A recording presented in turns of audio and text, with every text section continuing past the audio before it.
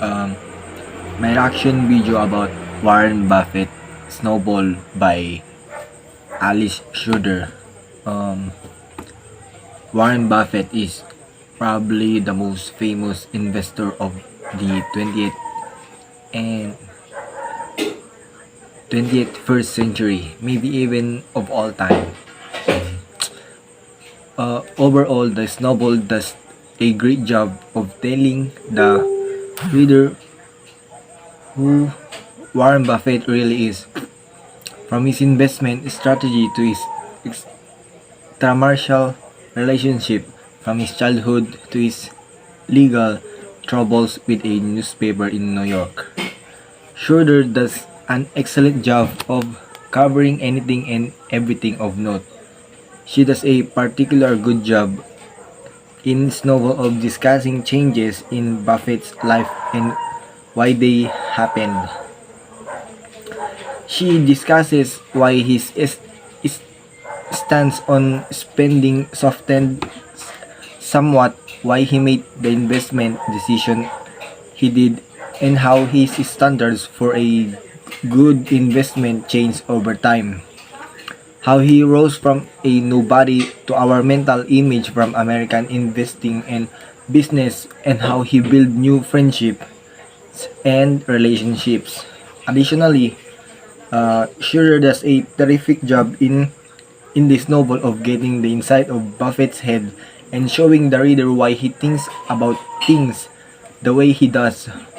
From the snowball story that is at the beginning of the book that describes his investment philosophy to what he was thinking when he couldn't eat any of the food.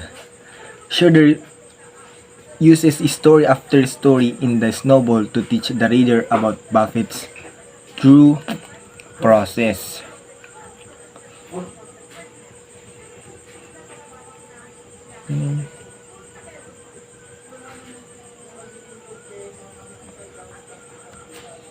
One of the most interesting examples of that from the snowball is why Buffett leans to the left politically.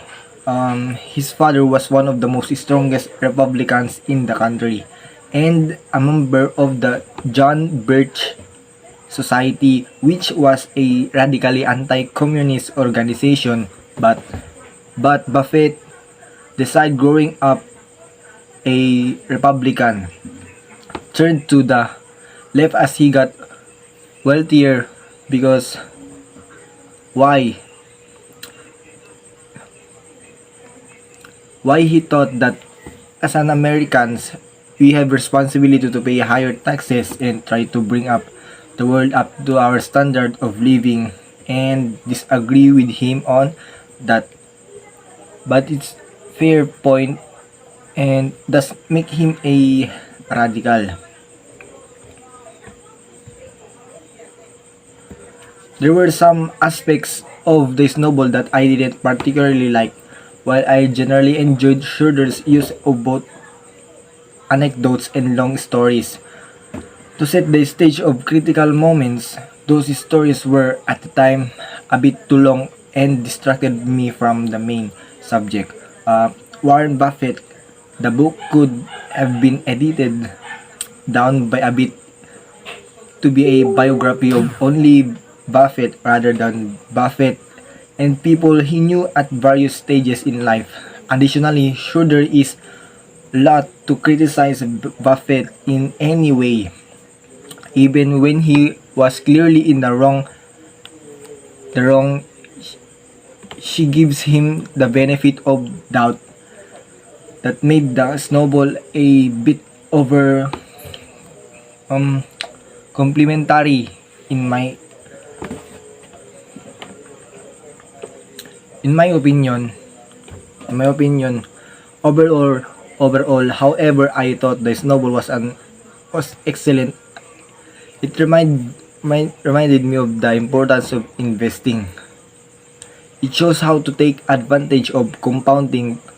Buffett, although he made many personal mistakes, is an exemplary pillar of honor and keeping one's word, and because of the alone would be worth emulating.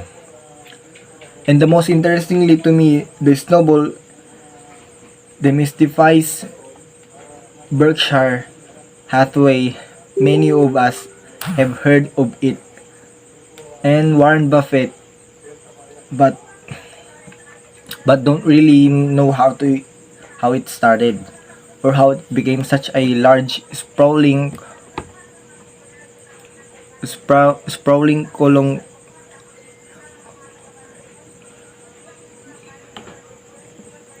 The novel shows how that happened and why, making it excellent book for aspiring titans of industry. Part 4 of our video reacting. Um, Legendary investor Warren Buffett said the economic consequences of the pandemic are falling disproportionately on small business, and the unpredictability of COVID-19 is far from over. The economic impact has been this extremely uneven thing where many hundreds of thousands or millions of small businesses have been hurt in a terrible way. But most of the big companies have overwhelmingly done fine. I mean, in terms of unpredictable unpredict, unpredictability, it's been very unpredictable, but but it worked out better than people anticipated for most people and most businesses. And it's just for not fault of their own. It's just decimated all kinds of people and their hopes. Uh, all of the dealers that we have partners in each dealership, they very sincerely felt that they were going to have one hell of a problem in March and April, Buffett said. And some might have wanted to go in for the assistance from the government, but we could let them because they had a rich parent. And I learned that people don't know as much as they think they know, but the biggest thing you learn is that the pandemic was bound to occur, and this isn't the worst one that's imaginable. And at all, Buffett said society has a terrible time preparing for things that are rem- remote but are possible and will occur sooner or later. Same way as predicting way business is going to do. I can't do any of those things, but doesn't mean I can do well investing over time. This is so quite essential, and it is so old school, and it's refreshing admitting that the term up and down is different game long term success. That's all. Thank you.